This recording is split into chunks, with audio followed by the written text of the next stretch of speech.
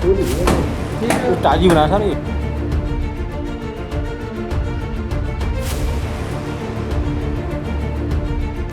आज जो कहानी हम आपको सुनाने जा रहे हैं उस पर यकीन करना थोड़ा मुश्किल होगा।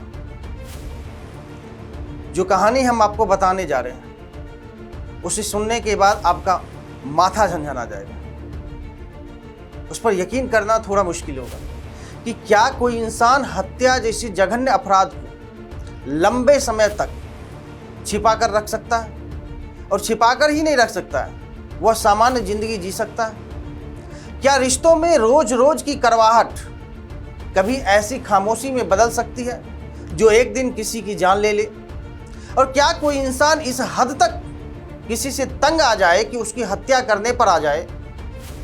भैया, जिस कदर से आजकल मामले सामने आ रहे हैं उसे सुनने के बाद कोई भी सामान्य इंसान का माथा जो है वो झन्ना जाएगा कि आखिर इंसान को हो क्या गया है। और सबसे बड़ा सवाल कि क्या घरेलू कलह, शराब और लगातार बढ़ते तनाव का अंत हमेशा कानून की चौखट पर होना चाहिए, या समाज और परिवार समय रहते ऐसे रिश्तों को संभाल सकता है? ऐसे कई सवाल हैं जिसका जवाब ढूंढने के लिए अगर निकल जाए तो इसका जवाब नहीं मिल रहा है। तो चलिए शुरू से शुरू करते हैं, लेकिन उससे पहले आप सभी का स्वागत है आकाशवाणी पर और मैं हूं आपके साथ सुमन। वीडियो को शुरू करने से पहले आप सबसे गुजारिश है कि चैनल को सब्सक्राइब कर लें, जिससे देश और दुनिया की तमाम खबरें आप तक सबसे पहले पहुंच सके। तो चलिए शुरू करते हैं। दरअसल उत्तर प्रदेश से सामने आई यह घटना सिर्फ एक हत्या की कहानी नहीं है, बल्कि टूटते रिश्तों, छिपे हुए सच और उस खामोशी की कहानी है जिसने करीब 1.5 महीने तक पूरे परिवार और पुलिस को भी धोखे में रखा। एक पत्नी ने पहले पति की गुमशुदगी दर्ज कराई, फिर पुलिस के साथ उसे ढूंढने का एक नाटक रचा, यानी कह सके एक स्वांग रची। लेकिन जब सच सामने आया तो हर कोई स्तब्ध रह गया, हैरान रह गया। उत्तर प्रदेश के आगरा जिले से एक ऐसा मामला सामने आया जिसने पूरे इलाके को स्तब्ध कर दिया। यह घटना सिकंदरा थाना क्षेत्र की प्राची टावर चौकी के अंतर्गत आने वाली रुनकता धाम कॉलोनी की है। यहाँ रहने वाले सुरेंद्र के अचानक लापता होने के बाद उनकी पत्नी रूबी ने 18 मई को पुलिस थाने में पहुंचकर पति की गुमशुदगी दर्ज कराई थी। गुमशुदगी दर्ज होने के बाद पुलिस ने सुरेंद्र की तलाश शुरू कर दी। पुलिस की टीम लगातार अलग अलग जगहों पर खोजबीन करती रही। इस दौरान पत्नी रूबी भी हर कदम पर पुलिस के साथ दिखाई देती रही। वह पुलिस के साथ सीसीटीवी फुटेज दिखती, लोगों से पूछताछ करती और अपने पति को ढूंढने की अपील करती रही। मोहल्ले के लोगों के सामने वह कई बार रोती बिलखती भी दिखाई दी, जिससे किसी को उस पर शक नहीं हुआ। लेकिन करीब 45 दिन बीत जाने के बाद मामला अचानक नया मोड़ ले आता है। परिजनों को कुछ बातों पर संदेह हुआ तो उन्होंने रूबी से सख्ती से पूछताछ की। पूछताछ के दौरान रूबी टूट गई और उसने जो सच बताया उसने हर किसी को शन्न कर दिया। ताजी बना था ये।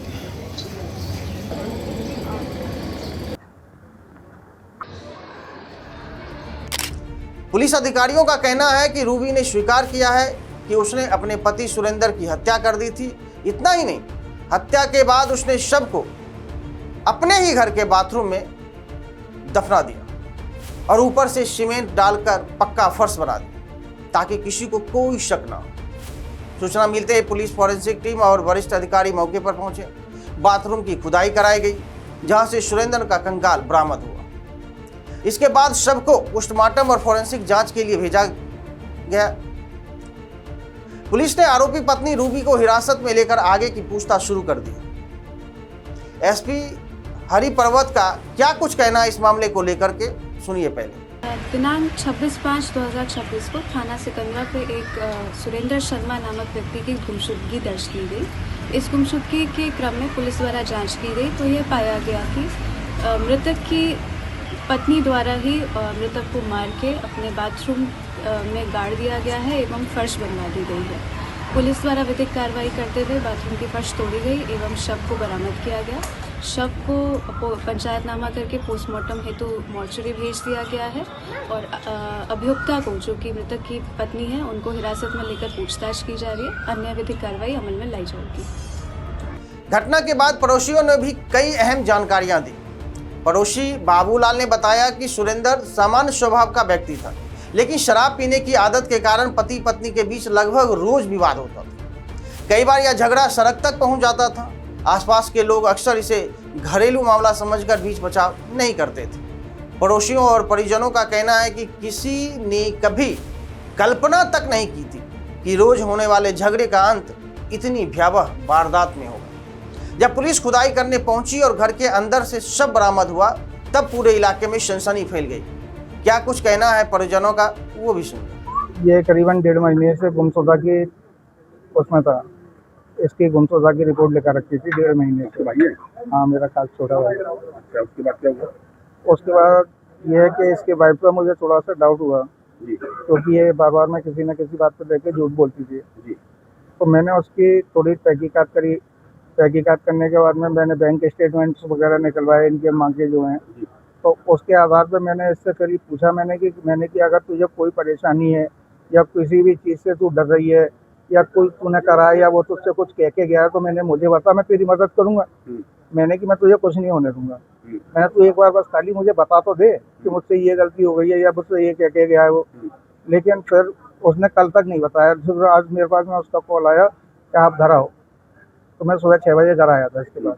यहाँ पर? हाँ, यहाँ आपका भाई और आपकी हाँ, भाई की वाइफ? ये मेरी भाई दोनों रहते हैं। अब उन्होंने फिर सुबह मुझे अपना कन्वेंस किया। मैंने उससे पूछा, मैंने कि कहाँ है? बोले यहीं है घर पे। मैंने घर पे कहाँ? बोली बाथरूम में। मैंने बाथरूम में जाके देखा, लेकिन मुझे कुछ मिला नहीं। तो मैंने कहा बाथरूम में तो है नहीं। मैंने क्या बताना चाह रही है? बोली है बाथरूम में, लेकिन बाथरूम में ज़मीन के नीचे है। मैंने कि ज़मीन के नीचे, मैंने कि गाड़ दिया है? बोली हाँ। तो सर, ये इसकी वाइफ करीबन 1.5 महीने से यहाँ पर ये बोलती आ रही है कि मतलब मेरा आदमी मतलब लापता है, कोई पता नहीं है। मगर इनके घर पे रोजाना का यही मैटर था। आई दिन इनके घर में लड़ाइयाँ होती थी। आदमी दारू पीने के चक्कर में अपनी वाइफ में मार लगाता था कि पैसे दे मुझे, कहीं से भी ला के पैसे दे। इस चक्कर में इन दोनों में आपस में काफ़ी विवाद होता था। और आदमी की जो कंडीशन थी, वो कोई काम वाम करता नहीं था, कुछ करता नहीं था। सुना पहले डिलीवरी हुआ था? हाँ, डिलीवरी बॉय था। करीबन उसने 1.5 महीने उसने डिलीवरी बॉय का काम किया जोमेटो के अंदर।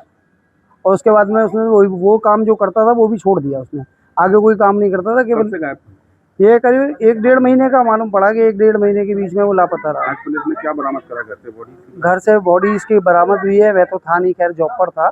मगर जब मैं अपनी गली में जब आया, मेरा घर भी यहीं गली में ही है। तो जब मैं आया था तो मालूम पड़ा कि बॉडी वगैरह यहाँ से घर से ही बरामद हुई है। पलस्तर करने के बाद में उसमें नीचे बॉडी को दबा दिया गया था।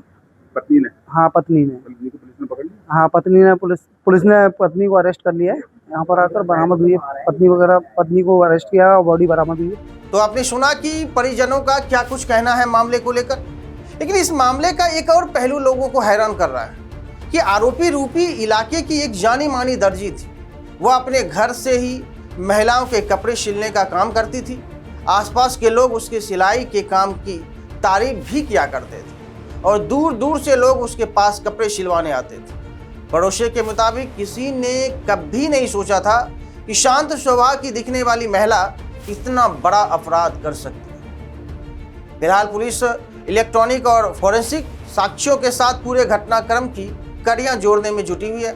हत्या की सही तारीख, इस्तेमाल किए गए हथियार, शव को दफनाने की पूरी प्रक्रिया और किसी अन्य व्यक्ति की भूमिका की भी जांच की जा रही है। दरअसल हर अपराध अचानक पैदा नहीं होता। कई बार इसके पीछे वर्षों का तनाव, टूटते रिश्ते, गुस्साए और संवाद की कमी छिपी होती है। लेकिन चाहे परिस्थितियां कितनी भी कठिन क्यों ना हो, किसी की जान लेना कभी समाधान नहीं हो सकता। कानून अपने हाथ में लेने का परिणाम अंत में पूरे समाज, पूरे परिवार या फिर जिसने घटना को अंजाम दिया और उसके तार कहाँ जुड़े हैं, उनको भुगतना ही पड़ता है। आगरा की यह घटना सिर्फ एक आपराधिक मामला नहीं है, बल्कि यह भी याद दिलाती है कि घरेलू हिंसा, शराब की लत और पारिवारिक तनाव जैसे मुद्दों को समय रहते गंभीरता से लिया जाना चाहिए। क्योंकि जब रिश्तों में बातचीत खत्म हो जाती है, तब कई बार ऐसी त्रासदियां जन्म लेती है जिसका दर्द वर्षों तक खत्म नहीं होता। फिलहाल पुलिस इस पूरे मामले की गहराई से जांच कर रही है। अब सभी की नज़र इस बात पर है कि जांच में और कौन कौन से तथ्य सामने आते हैं और क्या इस वारदात में किसी अन्य व्यक्ति की भूमिका भी उजागर होती है? आने वाले दिनों में पुलिस की जांच इस पूरे रहस्य से पूरी तरह से पर्दा उठा सकती है। लेकिन इस खबर पर आपका क्या कुछ राय है? कमेंट बॉक्स खुला है, जवाब दे सकते हैं। तब तक के लिए धन्यवाद।